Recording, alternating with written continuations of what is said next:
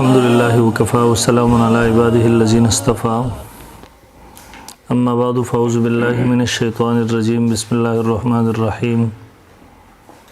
يا أيها الذين آمنوا إن جاءكم فاسق بنبأ فتبينوا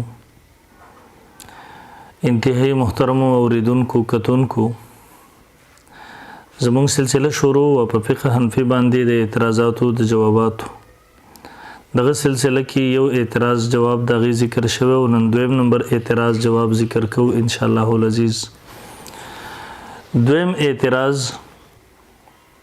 د شیخ الطرفال ابو حسان اسحاق سواتی د طرفنا هغه یو کلیپ دی چې په دغه کلیپ کې د تشهود د اشاره متعلق د کوم اشاره چې مونږ کو د دې متعلق دی هغه کلیپ کې څو خبرې د حقایقو نه خلاف کړې دي نو زه ان شاء الله العزیز ترتیبوار زم دغه جوابات وکوم. اول نمبر دی وای صرف په تشهود کې غوته او چتول او بیا کته کول دا نه دي ثابت. مونږ چې اشهد الله اله الا الله اشهد الله اله الا الله بهکتکو دا کوم تاسو اول نمبر په دی باندې ځان په کوي دی کې د الله د وحدانیت گواهی مونږ ورکو. ز اشهد ز گواهی ورکوم د س الله اله الا الله وردا غوتو چتول دا په منزله د نفي باندې دي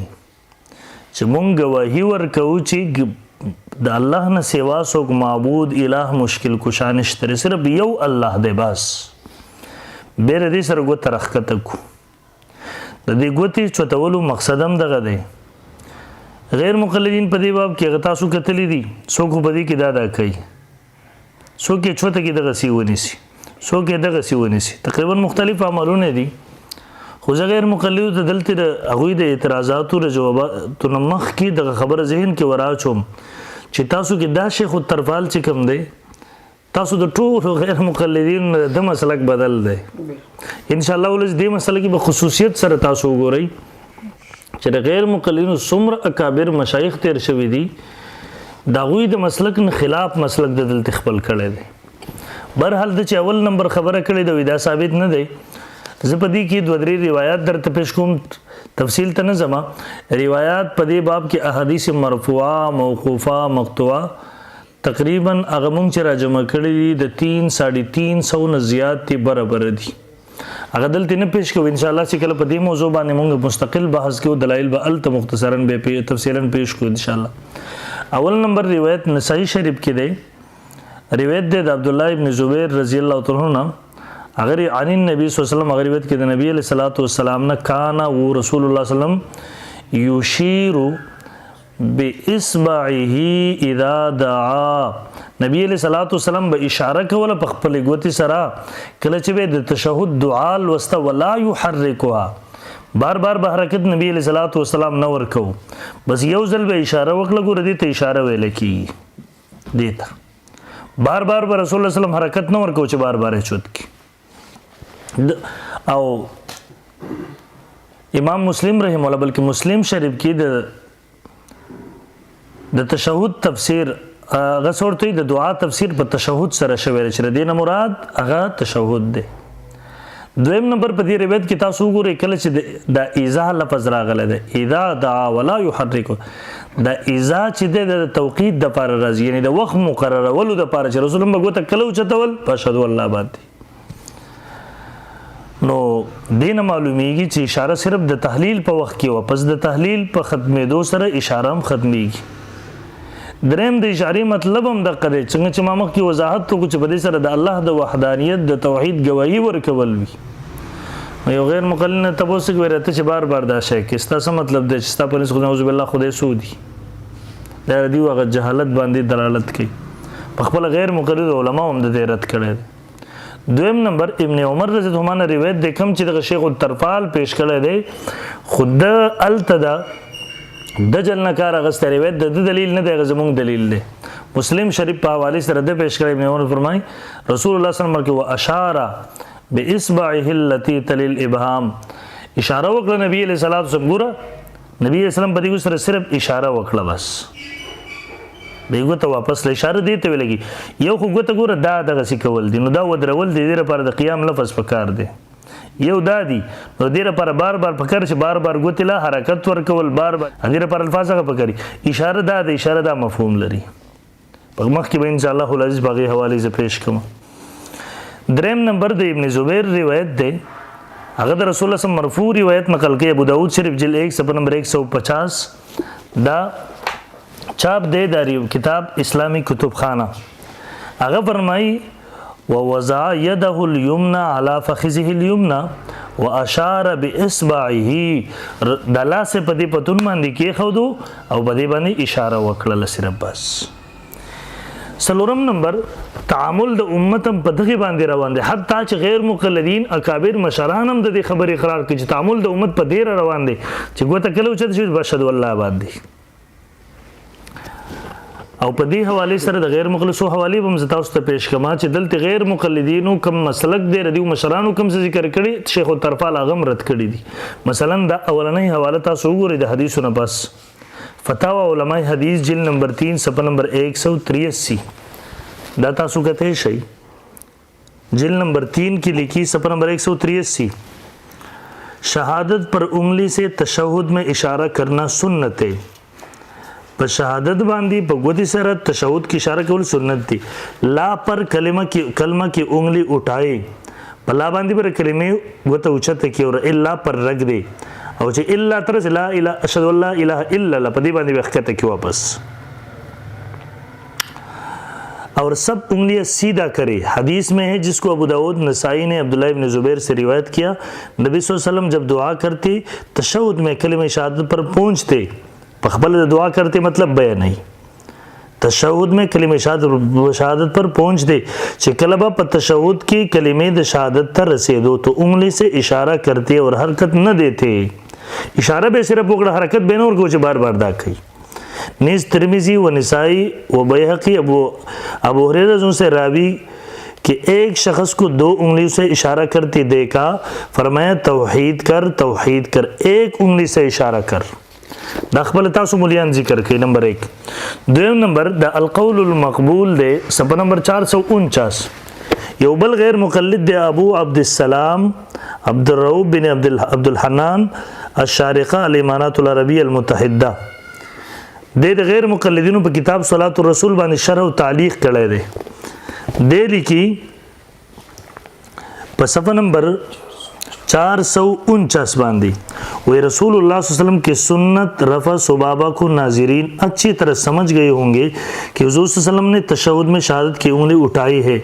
इसलिए मेरे तमाम भाइयों और बहनों को ज़रूर चाहिए कि वो अपने प्यारे रसूल सल्लल्लाहु अलैहि वसल्लम की प्यारी सुन्नत पर अमल करते हुए तहियात में उंगली उठाई मुसलमानों तो पकार रचे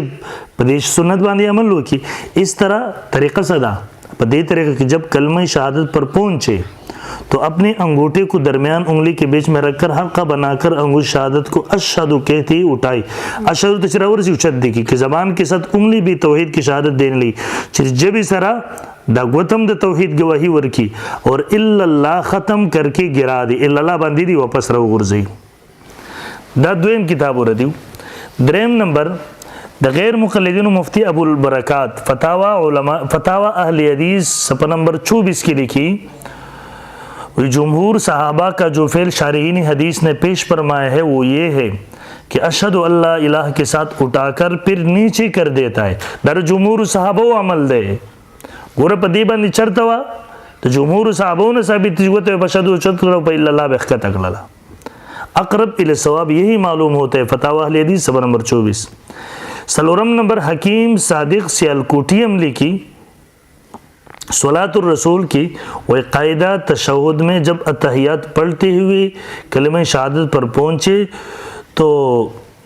अंगुश्त शहादत से इशारा करे और दे लिखे दी बर्ग जिद्दक द सहाबा सुन्नत हम दे बहरहाल पदी खबर बड़ी उद्देश्य तफसील तजियात नज़म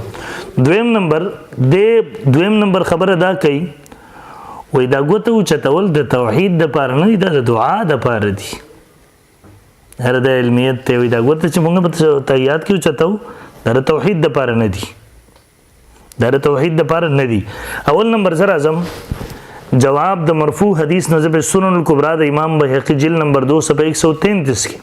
खफ़ाफ़ रज़ी अल्लाह तआला मरफू रिवायत दे वही मुशरिकीन वबविल च नबी अलैहि सलाम च दगवत उ छती पदे सेहर कई नो जवाब जिक्र कई इन्नमा युरीदु नबी सल्लम अत-तौहीदा नबी अलैहि सलाम पदे गवती उ छतवल सर सही इरादा कवल तौहीद बे इरादा कवो दा सहाबा फरमाई सो कोई सहाबा इकराम रज़ी अल्लाह अन्हुम अजमाइन दुएम नंबर कान रसूलुल्लाह सल्लम सुनन कुबरा जिल्द नंबर 2 सफ़ा नंबर 133 कान रसूलुल्लाह सल्लम यसना ज़ालिका वो रसूलुल्लाह सल्लम च दग सिबे कवल लिमा युवहिदु रब्बहु तबारक व तआला च बदे सर द अल्लाह रब्ब जुल जलाल वहदानियत बयान की दा बेर सर पारा कवल च द अल्लाह रब्ब जुल जलाल वहदानियत बयान की और पदे मजमून बांधी तकरीबन 24 रिवायात मंग राजम कली 24 दो दलती में नकल लला तफसील तनज़म च खबर डेर उगदे नशी त्रेम नंबर दे द खपल मसलक नो द खपल मशरान नम जाहिल दे जाहिल यो नवे मजहब जोड़ई पकी गैर मुक़ल्लिदुना दाल कौल मकबूल सब 449 दा मामा खिरगी हवाला पेश हम खुद अल्फाज दोबारा तस्दीम होई दा गतो चदल तौहीद द पारा दी दे वही गोया दमख की इबारत मा पेश को से पहले अल्लाह के ऊपर ख़त्म करके गिरा दे पूरा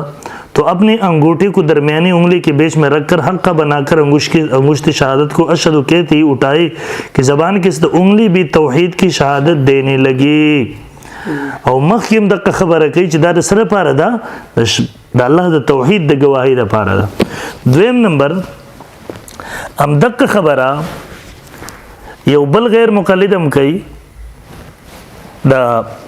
हकीम सादिक सियालकोटी जिदार गैर मुग़ल मशहूर मुलाद है सलातुर रसूल दली कले दे वही रसूलुल्लाह सल्लम की सुन्नत रफ़ा सुबाबा को नाज़रीन अच्छी तरह समझ गई होंगे कि हुज़ूर सल्लम ने तशहुद में शहादत की उंगली उठाई है, इसलिए मेरे तमाम भाइयों और बहनों को ज़रूर चाहिए कि वो अपने प्यारे रसूल सल्लम के प्यारी सुन्नत पर अमल करते हुए तहियात में उंगली उठाई। इस तरह की जब कलीमे शहादत पहुँचे तो अपनी अंगूठी को दरमियानी उंगली के बीच में रखकर हल्का बना गुस्सात के ज़बान के साथ उंगली भी तौहीद की शहादत देने लगी और इल ख़त्म यानी ज़बान के साथ उंगली भी तौहीद की शहादत देने लगी। देम वो इदारे सर पार दी द तौहीद द गवाही द वरकउल पर द्रेम नंबर द ज़मासर ख़ातमुल अंबिया की नमाज सफ़ा नंबर 617 दा दलते दो हवाले हाफिज़ सलाहुद्दीन यूसुफ लिखते हैं कि उंगली को मुसलसल हरकत देते रहने का भी कोई वाज़ेह सबूत नहीं, बार बार इशारा और कवल गैर मुक़ल्लिद हदीस से सबूत निश्तरे। उंगली से इशारा करना दल असर तौहीद की गवाही देना है।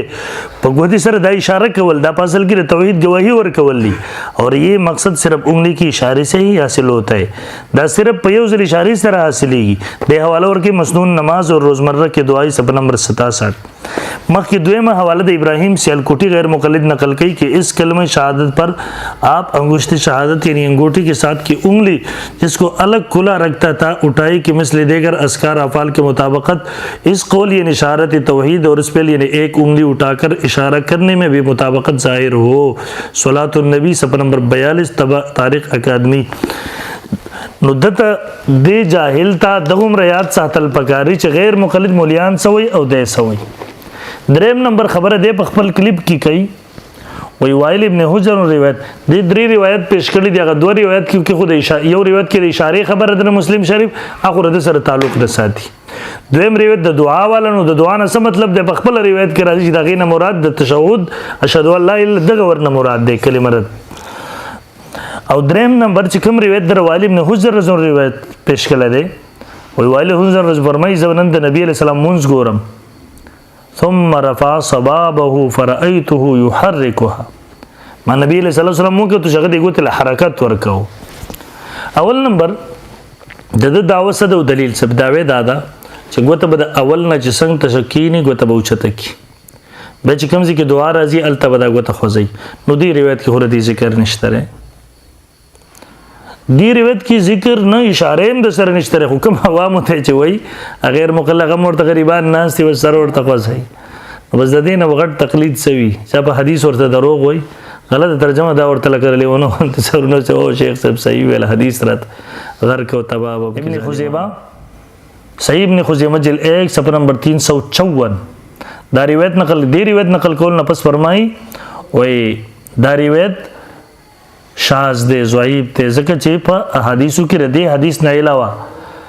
په هیڅ قسم روایت کې یحرک الفاظ نشته بلکې د اشار الفاظ دی نبی رسول الله سره اشاره کول.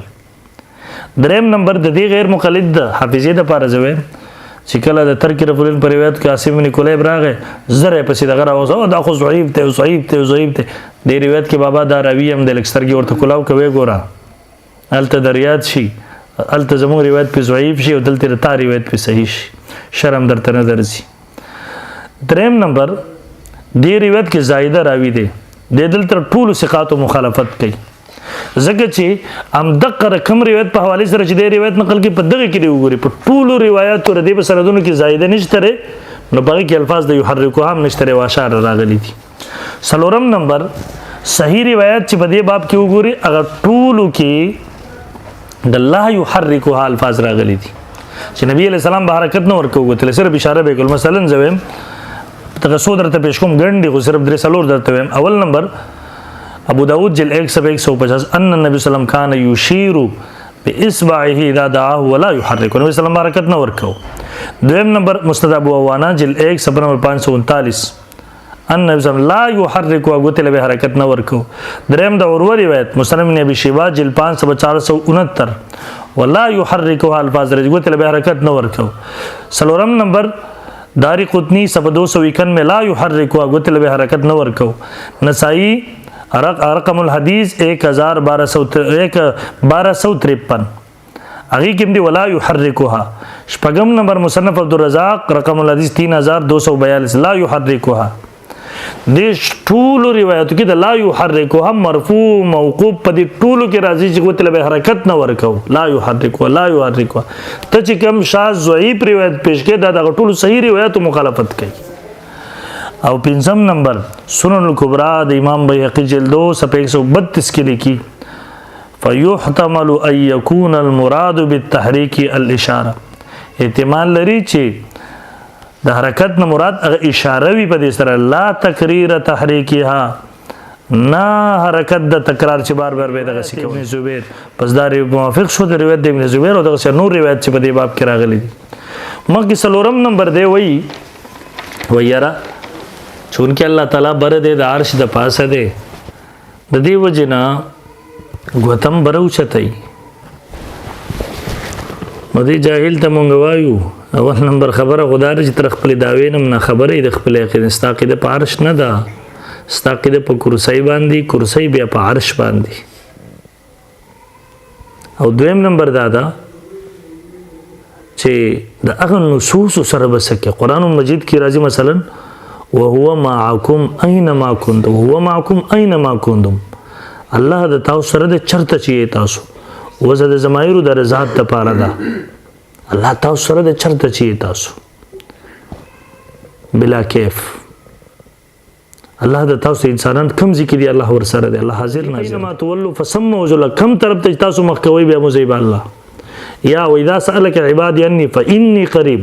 کله زما بندگان ته نه زما په باره کې تاسو کې چې الله چرته لري دی کې نږدې ورته فاني قريب زه نږدې يم وزد زمایرو د ذات د پر ورته زه نږدې يم. ومه سفاره کې سوره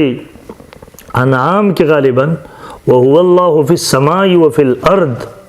الله پسمانونو کې دی پسمګ دی او الله پسمانونو کې دی ستا او دامیات ساته شیخ الطرفال صاحب د تا په مسلک کې تعویل کول کفر دی نو کړه دی تعویل کې کافر کېږي. یا د قران مجید هغه آیاتونه ونحن اقرب الیه من حبل الورید الله فرمایي زبنده تر در ساده رګ نږدې یم. د قران مجید سلیرش آیاتونه ګڼ احادیث زمون کتاب تحقیق الجلی په دغه موضوع باندې وګوره ان شاء الله ورځ آیاتونه حدیث په مخه تراش نو دا د صریح د قران مجید مخالفت کړي چې کته الله د حاضر ناظر کېدون انکار کې البته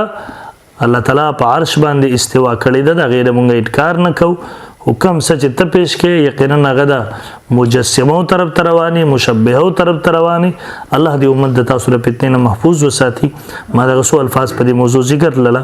امید دې چې ډېر ملګرو اشکالات شوبات پر سره حل شي انتظار وسي ان شاء الله ورځ به دغه موضوع به کله به موږ تفصیلی کلیپ کو په دلایل سره د حنا په مسلک باندې الله رب ذل جلال دې هر قسمه فتنګرو د فتنې نه